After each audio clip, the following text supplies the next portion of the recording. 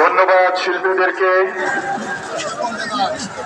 ওরা চায় আল্লাহর নূরকে ফুৎকারে নিভিয়ে দিতে। ওরা কি নিভাতে পেরেছে আল্লাহর নূরকে?